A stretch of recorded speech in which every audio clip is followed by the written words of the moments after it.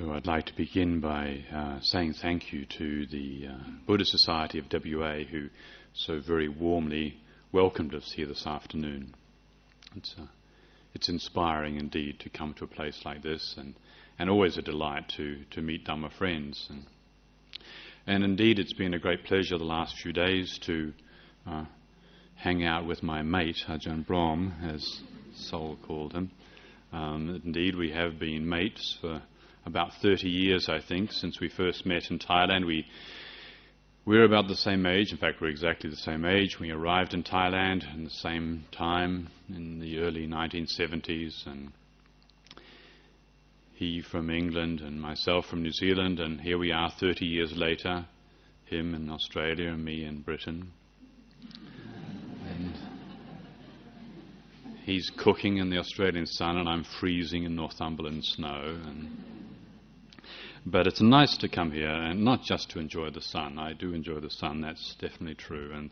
But the last few days out at Serpentine Monastery and walking with Ajahn Brahm around the monastery and talking over old times and present times and possible future times, and it's good, very good. And also to see the young monks there, and it's an inspiration and a real pleasure. And also, of course, to have time to catch up with Tan Sri Panyo here, who I've known for a number of years. In fact, he wasn't quite so upright and impressive when I first knew him, and he was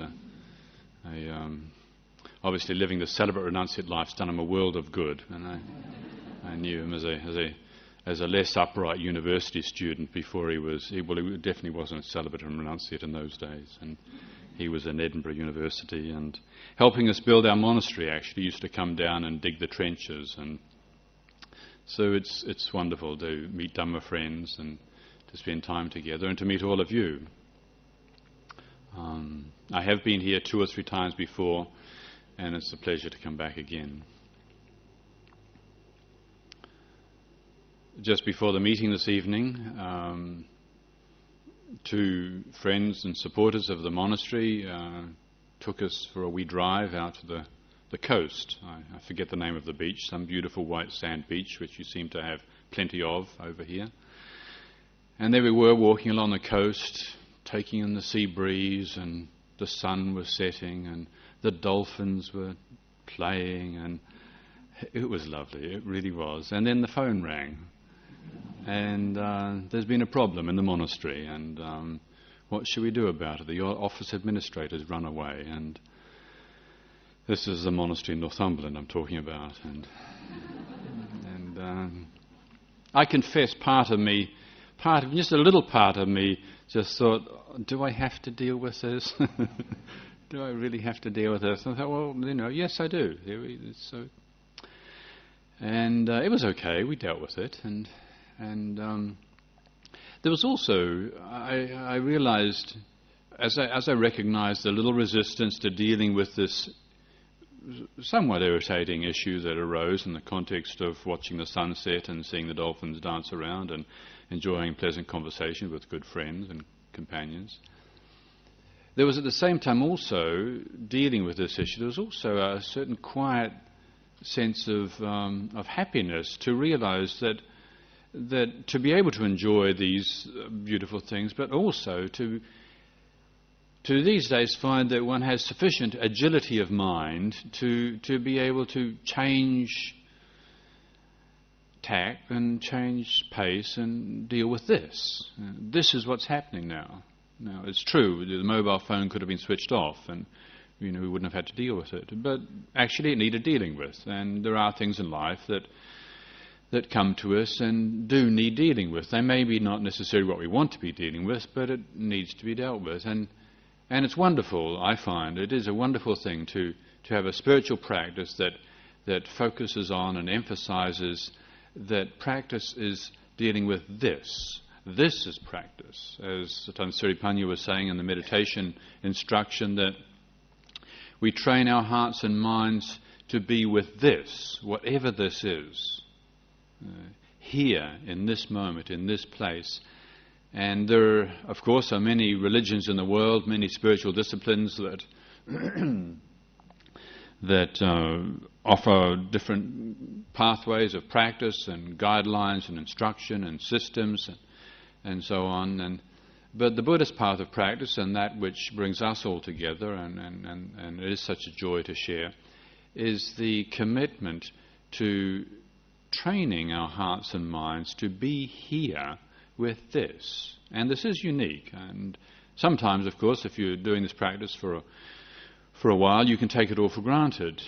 And, of course, like anything, when we take it for granted, we lose the edge. So, as was being suggested in the meditation instruction, I think it's wise and skillful whenever we go to sit to stop and remind ourselves that this is our practice. Yes, we put time aside to sit formally, to quieten down, to minimize the distractions and go inwards. But still we're dealing with this, what's here. We're not allowing our mind to be pulled compulsively into what's going to happen in the future or what might happen in the future. On Sunday I'm going to South Africa to see people in South Africa. What might be happening in South Africa? It's a valid thought, but I don't have to be pulled by that. Or what's happened in the past. We can be dwelling on the past, but our discipline, our training is rooted in this, here, now. And my experience has been that if we do really listen to this principle of training, to really keep bringing ourselves back, not dismissing the past, not dismissing the future, but finding our ground, our sense of presence here and now, then it does give us that agility, that ability to adjust, to accord with the changing conditions, whether agreeable or disagreeable. One of the great inspirations that I had when I first went to Thailand about 29, 30 years ago and met Ajahn Chah was to witness this ability he had, that in one situation he could be talking with the local villagers. Some village chap could come along, and his water buffalo, his only water buffalo, has died, and there's no way of ploughing the fields, and the kids are not going to get educated. And Ajahn Chah was there for him. There was this quality of attention. You knew that there was sensitivity, there was understanding, there was empathy, there was presence, and there was this person, this suffering person, felt received, felt understood, and then there was a helpful response. And then a few minutes later, somebody from the palace could turn up, and they wanted Ajahn Chah to go down to Bangkok and give a talk, and Ajahn Chah would be for this person and would listen. And then some young monk would come along with all his problems or all his insights. Maybe he thought he was enlightened or something and just wanted... That happened as well, and just wanted Ajahn Chah to just certify his enlightenment. And Ajahn Chah was there for him or for her. And that agility was, I found, to witness that in another, to witness that not woolly-mindedness, not wishy-washy woolly-mindedness that isn't able to focus, but not that rigidity of focus that isn't able to adjust, but to be able to adjust and to be fully there, embodied, sensitive, alive, feeling and hearing deeply, beyond the way things appear to be, not just hearing according to our preferences, and not just seeing according to our preferences. And so this is obviously a training that we need to do. When I met Ajahn Chah, he'd been a monk for many years, and it wasn't just something that he suddenly just turned on and you suddenly become this profoundly sensitive, alert, wise being. And of course the Buddha never promised us that either, but rather what was offered was a path of training, a teaching, a pointing, which suggested there is this possibility of going beyond, of seeing beyond, feeling beyond, hearing beyond the way things appear to be. So we're not just fooled by the immediate impulse.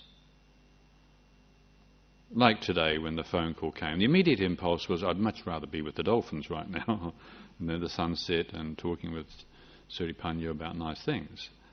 But no, here's a problem in Northumberland, and, so you accord with it.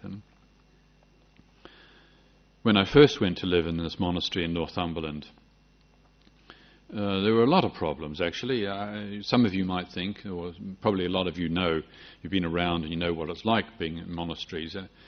They're hard work, and this when I was living in England, went to this monastery 12 years ago. There were huge problems, all sorts of difficulties with the building work that was going on and the neighbours, and there was a legal case going on as well, and there were funding problems, and not to mention difficulties with novice monks and or myself for that matter. So there were all sorts of things going on, and part of me thought, God, who needs it? I didn't go forth for all this. But again, the teaching says that this is practice, this is it. And so I developed this little practice. Not long before I went there, we'd had in the south of England, we'd had a major hurricane and swept through the south of England, and our property there in West Sussex, the monastery of Chithurst, some of you may have read or heard about.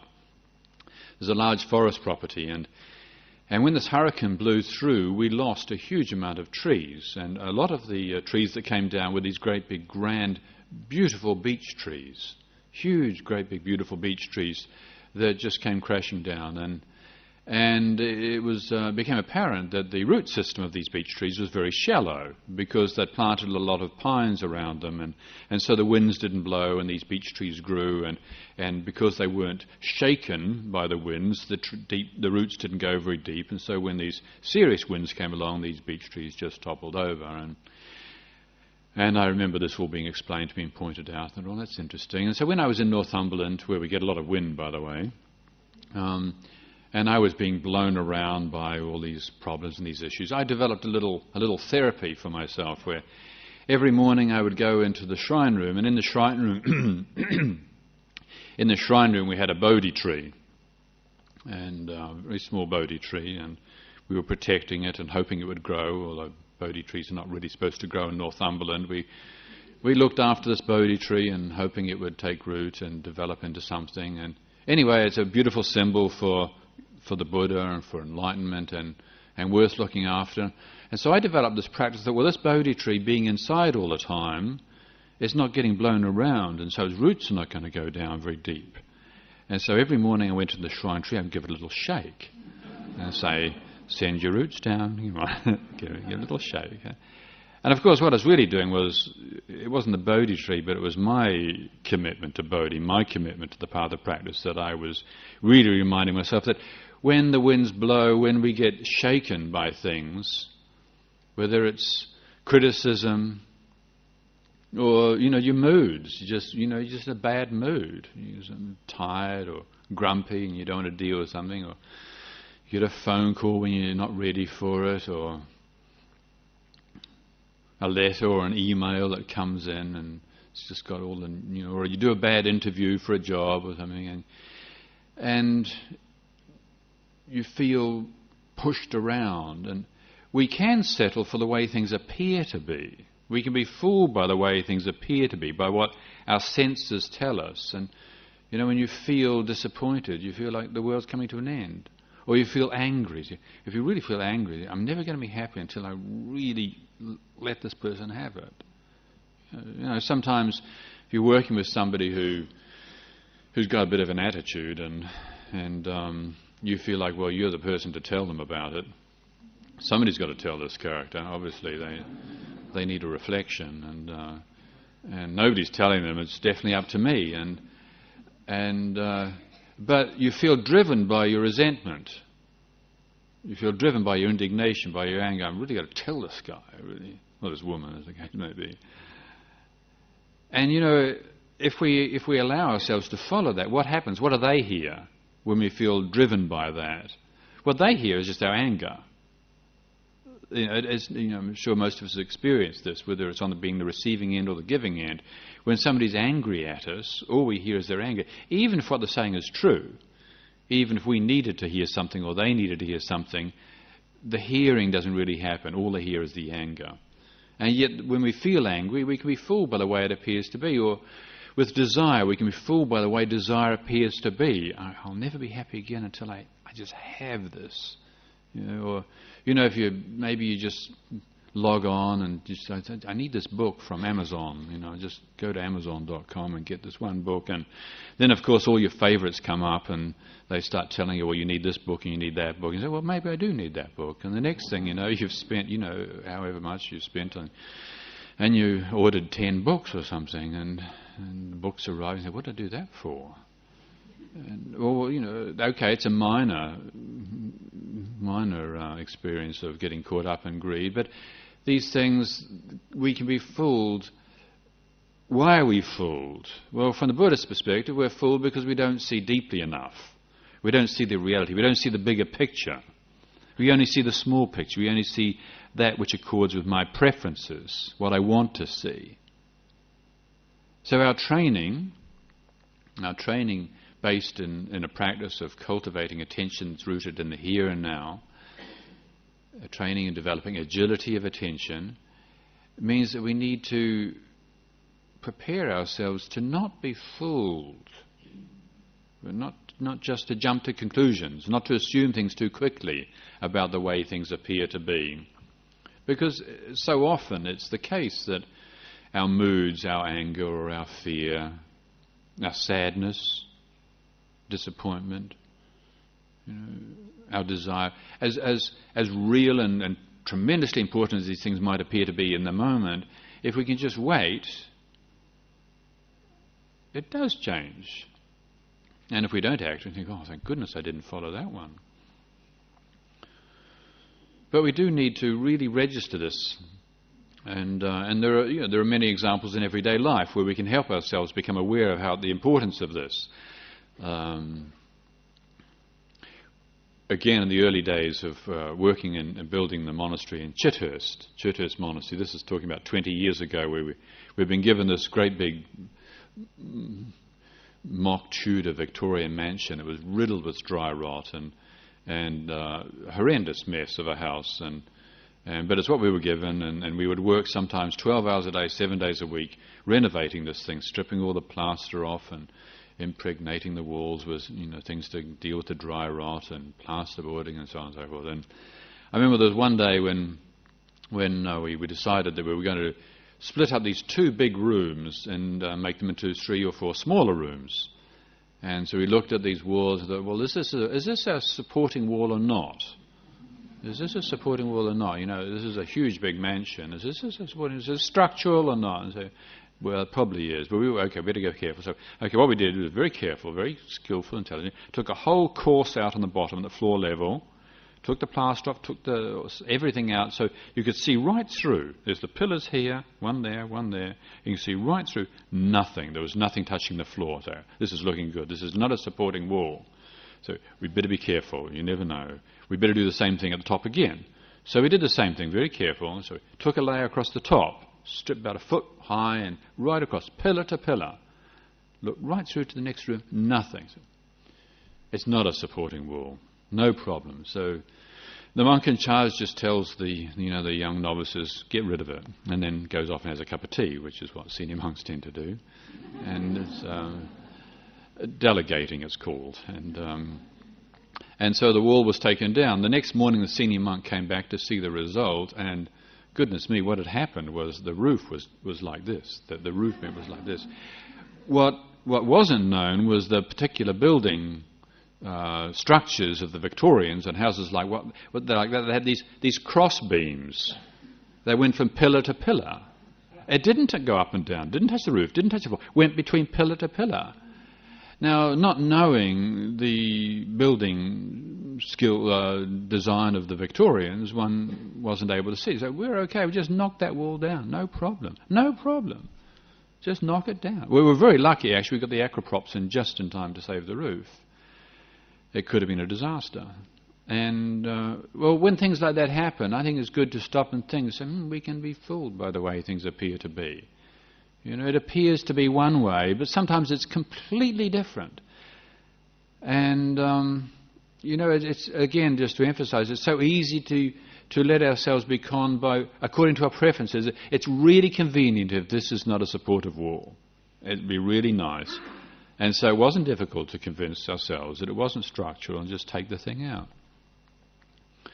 Well, according to Buddhist language, this is the realm of samsara, the realm of delusion, where we're easily fooled, willingly fooled, by the apparent level of things. If something looks good, feels good, it must be good. If it looks bad, feels bad, it must be bad.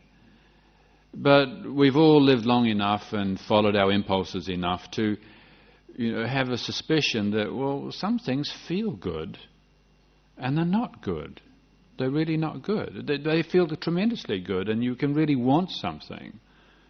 And it's really not good for you. And you really, really want it. Now, what's going on there? What is that? Well, it's delusion. We're not seeing accurately enough. There's desire, and it looks like if I gratify this desire, then I'll be happy. It really, really looks that way. I mean, I have this problem with cheesecake. This is a confession. I never discovered cheesecake till I went to live in Europe. I thought cheesecake was a little sort of thin biscuity thing with a bit of something sweet on top of it. I've discovered German cheesecake.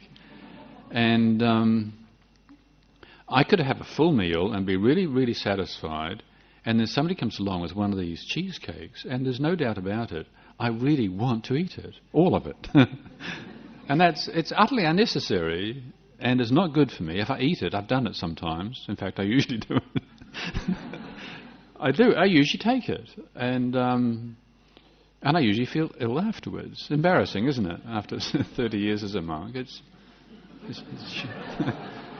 it's humiliating, and maybe my confession today will help me get a little more of an angle on it. I do. I usually get it wrong with cheesecake, and what's going on there? It's apparent reality. I mean, I really, in terms of actuality, in terms of reality, I don't need that cheesecake. I really, in terms of truth, don't need that cheesecake. But something within me says, yes, take it. And you take it, and then you experience the consequences. So this is samsara. This is where we're fooled by the surface level. And so we have this encouragement to cultivate a quality of attention rooted in the here and now, so that our attention is not just informed by the surface level, the way things appear to be. This is what the Buddhists call the world. And as you chant, probably most of you know, in the chanting, the Buddha, one of the names for the Buddha, one of the descriptions of the Buddha was loka vidu, somebody who sees through the loka, sees through the world, sees through the world. Doesn't get rid of the world, doesn't, fly up into heaven, develop wings and fluff around, play his harp and eat nectar and so on. No, that wasn't what the Buddha was doing. The Buddha lived in the world, walked with his feet on this planet, the same planet that we're on, but he saw the world, he knew the world for what the world was. And knowing the world for what the world is means seeing through samsara, seeing through apparent reality, not being fooled by it, not judging and saying it's bad, but just recognizing it. Saying, well, it's like this. It's like this, including I feel desire. I feel desire. I want this. But that doesn't mean to say it's good for me. Or I don't want this. But that doesn't mean to say it's bad for me. Just so to have that willingness, I think this is really the essence of our practice, is to cultivate a willingness to wait, to listen, to not assume, so that a deeper quality of knowing can emerge, or a deeper quality of hearing can be activated, so we can hear from another place within ourselves, feel from another place within ourselves, not just feel, hear or see according to our preferences.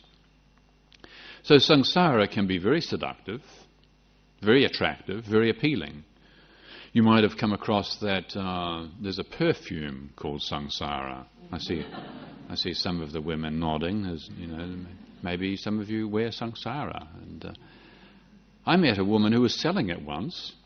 I was in an airport, and how you get stuck between planes. I think it was in Belgium, and I think I was travelling from one country to another, and they have all those shops that are the same whichever airport you're in, anywhere around the world. They're all the same shops selling handbags or mobile phones, and there's a perfume shop, and I was walking up and down trying to pass 3 hours or something between flights, and And I'd done a few laps of the shop area, and this lady came out and dressed in blood red. And she came up to me and she says, "What are you doing?" And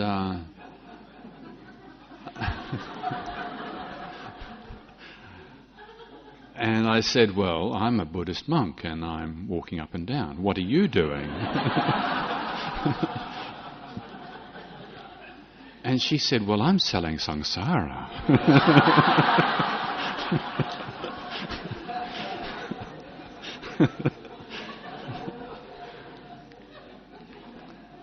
I said, "Well, that's interesting." I said, "Do you know what Samsara means?" She says, "No, tell me." And I said, "Samsara means the endless cycle of deluded existence." She said, "Oh, that's wonderful." And she rushed inside and she brought out all the other ladies dressed in blood red. And she says, tell them.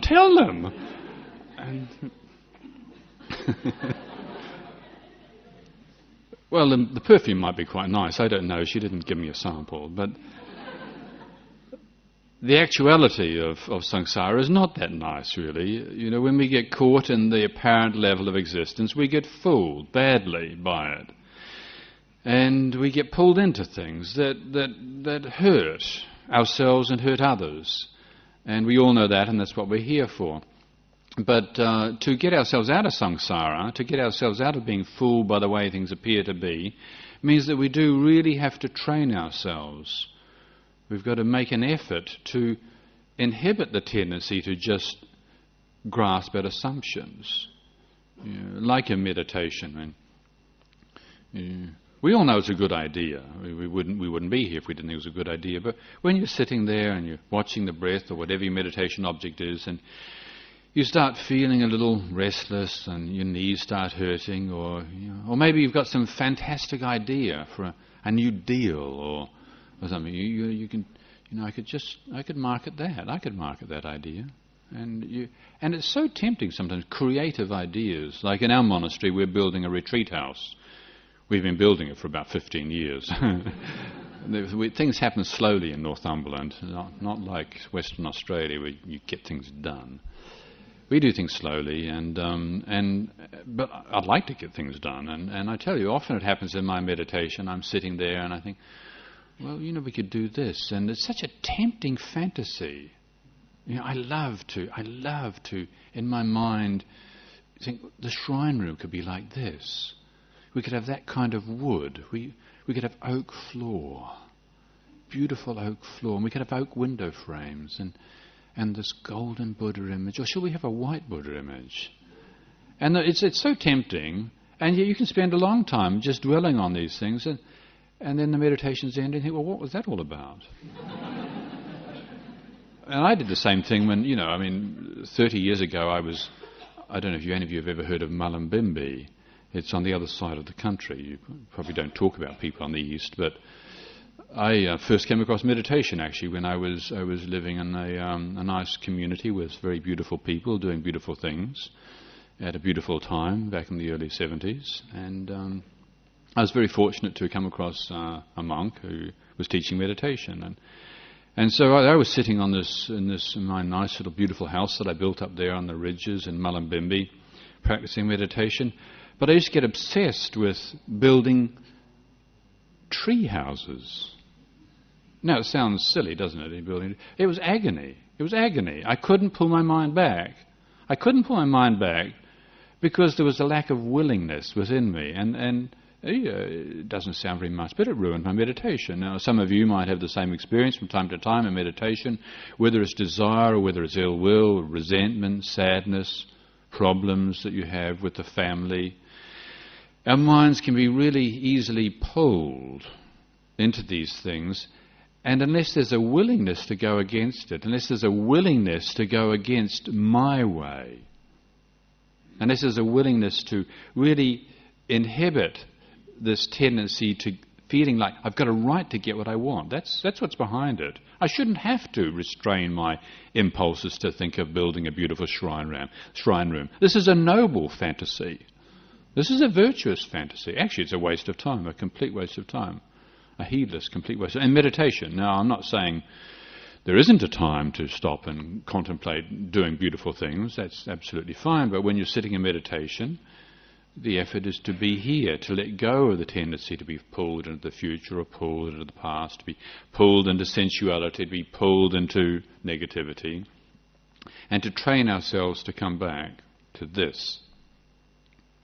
Be still, be silent, let go. But for that to happen, there does have to be this willingness. So in the cultivation of this willingness, I think we really do need to be quite conscious, quite clear of how necessary it is. That if we don't do it, then we're going to just keep getting spun around, round and round and round and round. The reason that we can't withdraw our minds from these tempting fantasies or these miserable, painful memories and so on is because we don't really believe it's necessary. We don't see the consequences. I mean, basic Buddhist understanding, we only let go of our suffering when we see that we need to do it. When we don't actually see the consequences of our clinging, we don't let go of our clinging. When we see the consequences of our clinging, when we really feel it, letting go happens. And so the Buddha said over and over again, mindfulness of suffering leads to freedom from suffering. And he didn't talk about suffering just because he had some kind of a sick perspective on life. Not at all. But because we have this habit of avoiding suffering, of not wanting to know suffering, we keep avoiding, we develop this addiction to avoiding suffering called ignorance. Because we have this, we don't understand the nature of suffering. We keep misperceiving suffering. In fact, we compound suffering. We build suffering. We cultivate suffering. We live on suffering. And because we don't see it, then we never get out of this cycle of samsaric existence. So the Buddha, in his wisdom and compassion, encourages us to, little by little, not just doctrinally or excessively forcing ourselves to, let go of all our habits and become spiritual or become good Buddhist or any such thing. But when we find in life that we're suffering or we get it wrong, we make mistakes, we assume something to be true when it turns out to be completely the opposite. In that moment of seeing that, to stop and really feel it, to feel the consequences. Like, I don't know if you've ever had the experience of being there, standing with somebody else, and somebody comes along and they start talking about how wonderful. They start offering praise, and you think it's for you, and then it turns out to be for the other person. They say, oh, that was wonderful. What you did was just so wonderful. You say, oh, really? And say, no, I was talking to him. It's embarrassing. Now, of course, when you get embarrassed, you want to just forget about it. Well, what I'm suggesting is when we get caught out in making our mistakes, not to just dismiss it, not just to avoid it, but to turn that into practice, saying, oh, this is it. In this moment, when I really feel the consequence of clinging to that which is false, of misperceiving, when we really feel it, then letting go happens. So this can happen within ourselves, or also you can see it happening all around us in the world. You can see it happening with other people. I was on a train in England a few months ago, and it was